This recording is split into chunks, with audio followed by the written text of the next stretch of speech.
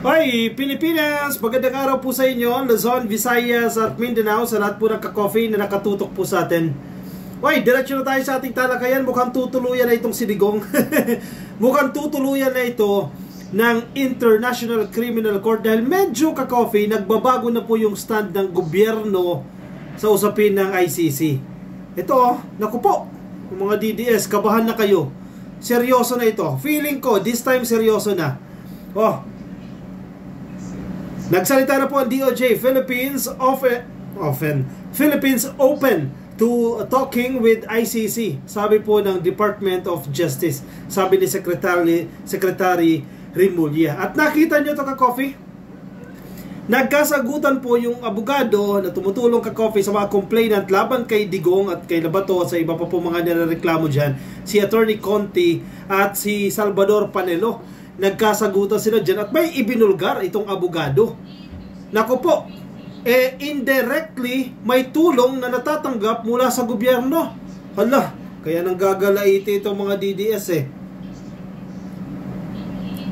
Kaya gigil na sila O sige ha, ayun yung tumigil. O sige, ICC, mukhang yan ang magpaparusa dito sa mga Duterte at itong kay Labato para matigil na yan. Nasa headline po ng ABS-CBN. Sige, basahin natin ka-coffee itong balita na ito mula sa ABS-CBN. Nagkatabi, nagkasagutan. See you in the ICC. Ito po ang hirit ni ICC Assistant to Counsel Attorney Cristina Conti. Confident ka-coffee itong si Attorney Conti. Tignan mo naman ang itsura Galit na galit din Palaban din ito ka-coffee Hindi sasantuin si Panelo dyan Huwag mo kong banggain at haharapin kita. See you sa ICC. Very confident. Yan po yung sinabi ni Attorney Cristina Conti kay dating Chief Presidential Legal Counsel Attorney Salvador Panelo matapos po na sila ay magkatabi at magkasagutan ukol sa bilang ng mga chinugi sa drug war ng administrasyon ni Digong. Kasi mahirap mabilang Marami yung mga undocumented marami yung mga unreported pero itinatayang 30,000. Hindi 1,000 hindi 5,000, hindi 10,000, kundi 30,000 Filipinos ang natsugi. Sabi ni Bato, collateral damage lang ang iba dyan. Mga estudyante, walang kamalay-malay, mga inosente na chinugi ng tukhang ni Digong. Nagtalo rin ang dalawa ng tanungin kung may suportang ibinigay ang gobyerno ni Pangulong Ferdinand Marcos Jr. sa investigasyon ng ICC. Ito na.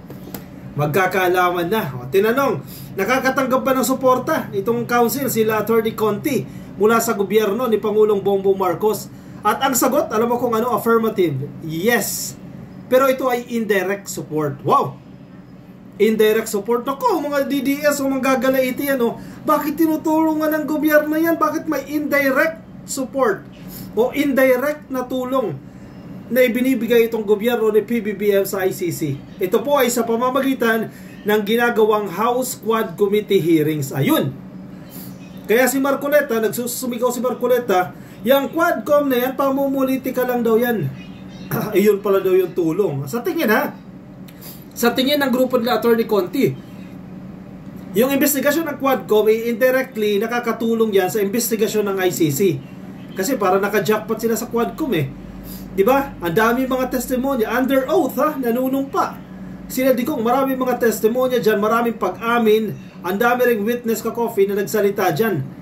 At magagamit, tiyak na magagamit ng ICC para i-prosecute itong si Digong, si Bato at ang ilan pa pong sangkot dito sa tukhang. Sakto, ka-coffee, itong balita na ito ay 7 hours ago. Yung kinapanalo na yan 7 hours ago. Tapos 3 hours ago, lumabas po itong balita naman mula sa GMA. Actually, not 3 hours ago, 1 hour ago ka-coffee. Ngayon po 8:30 ng gabi January 23. Kalalabas lang po ito 1 hour ago. Ito pong kay Rimulya na Philippines open to talking with ICC, says the Department of Justice. Bukas po ang Pilipinas na makipag-usap sa ICC. Medyo lumambot ka-coffee. Kasi noon hindi namin sila tutulungan dahil wala naman silang jurisdiction sa Pilipinas. Yan naman yung argument dyan. Pero ngayon, nag-iba po ng tono.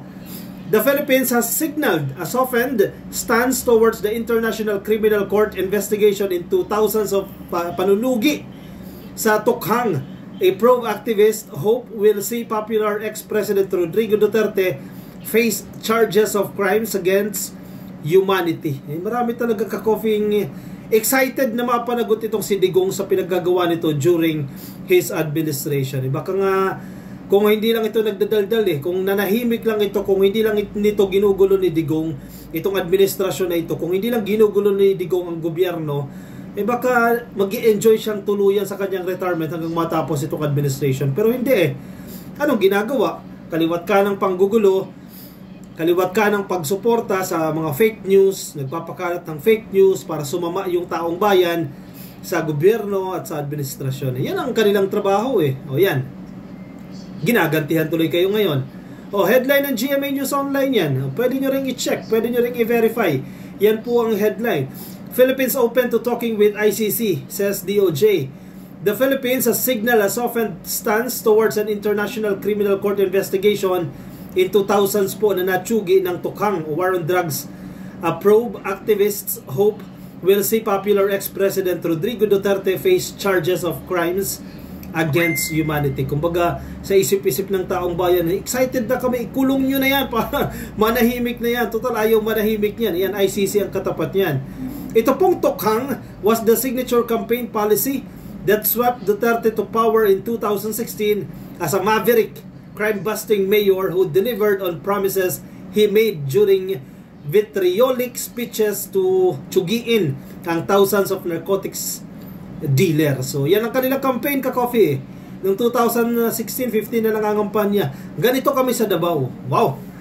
Nililinis namin sa Davao ang mga gumagamit. Bakit hindi natapos yan? Bakit until now, ang dami? Bakit yung mga tao mismo ng City Hall nag-positive? Ganyan ba talaga yan? O press release lang yan? Baka press release lang yan. Ang problema, maraming nabudol. Huy, gusto namin, kasi nagawa ni Digong sa Davao, baka magagawa niya sa Pilipinas. Binoto siya. Hindi ako bumoto dyan. Kay Miriam Defensor Santiago ako. 6 months. Tapos ang problema natin sa droga. 6 months after, extend natin. Hindi pala kaya ng 6 months. Sige, extend natin ang bahagya. Naurong. Umalis sa pwesto, ganun pa rin. Nagsibalikan pa rin. Ibig sabihin, hindi effective ang tukhang. Una, wala nang due process, chinugi ninyo. Mga suspect pa lang. Yung iba, mga minor de edad, mga inosente, estudyante, chinugi ninyo sa tukhang ninyo. Not to mention yung reward system. O tsumugi ka lang dyan. O meron kang 20 mil. O meron kang 30 mil. O palabasin mo ng laman, taniman mo ng ebidensya. O meron kang salapi na matatanggap. Fake news yan. Sasabihin nyo fake news. May ruling ang korte. May mga na-convict na mga pulis na sangkot dyan. Pero sabi ni Digong, siya ang accountable dyan. Hindi dapat siya magpakulong. Palabasin niya yung mga pulis na nakulong. At siya ang pumesto doon. The firebrand Duterte unilaterally withdrew the Philippines from the ICC's founding treaty in 2019 when it started looking into allegations of systematic EJK, and the Philippines has until recently refused to cooperate with the ICC investigation which it announced in 2023. Paano nga medyo lumalambot na ka-coffee. Mukhang pinag-aaralan. Kasi last year, yan yung term pinag-aaralan yung muling pagsali ng Pilipinas sa ICC. Yan. Baka siguro may nagbulong, Mr. President. Kasi foreign policy yan Mr. President. Tumulong na tayo para mabilanggo na yan si Duterte. Mabilanggo na yan si Digong. Total, paninira lang naman ang ginagawa niya sa gobyerno pakulong na natin sa ICC yan. Hoy, yari. Yari ang mga DDS, manggagalaitin na naman yan We will talk to them soon in a very well-defined manner in the spirit of committee. Some people are trying to bridge and divide. Some people are trying to bridge the divide to bring us together so we can sit at one table. Bukas na si Justice Secretary Jesus Crispin Rimulya. Yan po yung kanyang statement sa kanyang pahayag. Ulitin ko. We will talk to them soon in a very well-defined manner in the spirit of committee. Some people are trying to bridge the divide to bring us together. Tama nga rin naman. Sige, we're not closing our door sa ICC. Posibleng bumalik kami dyan. Parang yan ang gustong ipahiwatig dito ni Remulla. Makikipag-usap kami sa ICC, pero defined yung manners. O sana mapag-usapan na dyan yung kooperasyon ng gobyerno ng Pilipinas para sa pag-aresto dito kay Digong. Kasi yung warrant of arrest, mabilis lang yan eh. Kaya-kaya lang i-produce ng ICC yan. Pero ang question dyan, paano i-serve yung warrant of arrest na yan? Kailangan ng tulong yan ng gobyerno ng Pilipinas, ng law enforcement agencies ng Pilipinas, at mukhang idadaan niya sa Interpol. Pero syempre, ang tanong kasi dyan ng marami, bakit ang tagal? Di ba? Bakit hindi mailabas-labas yan? Tingnan natin, hoping na mailabas na yung warrant na yan at medyo nagbabago na po yung stand ng gobyerno pagdating dito sa ICC at managot yung dapat managot. Kasi hindi biro yung 30 million na natsugi eh. During the time of Digong, napakarami po niyan. There are certain areas we can cooperate, he told Reuters, stressing that lines have to be drawn properly. Hoy, there are certain areas we can cooperate. Kung noon sarado ang pintuan ng Pilipinas sa ICC, ngayon meron na. Nagbukas na ito. May mga certain areas, not totally, pero may mga sektor o may mga areas na kung saan pwede pong magkaisa o magtulungan ang gobyerno ng Pilipinas at ang International Criminal Court. Remulla's remarks suggest a marked shift from the government's previous hardline stance against the ICC. Correct. Noon kasi solid eh, firm eh. Hindi kami magko-cooperate sa ICC, pero ngayon nagbabago, which is I think favorable sa mga gustong mapanagot itong si Digong at si Bato, which it had insisted has no jurisdiction to investigate. The ICC, a court of last resort, says alleged crimes committed prior to a member's withdrawal are within its scope. Yung problema, actually ang problema ng mga Duterte, yung ilang mga krimen allegedly nangyari po habang tayo po ay miyembro pa ng ICC. Wala kayong lusot dyan. Sabi ni Remulla, sabi ni Panelo, sumagot ka Coffee, si Panelo. Duterte's former Chief Presidential Legal Counsel Salvador Panelo slammed Remulla's remarks, saying that the alter egos of the President should resign from their positions if they are not comfortable with or are in opposition to the pronouncement of the Presidents. Ang gusto niya sabihin, kung ikaw, kasi naninindigan sila eh, ang ginagawa ng mga Duterte, pinangahawakan yung sinasabi ng Presidente.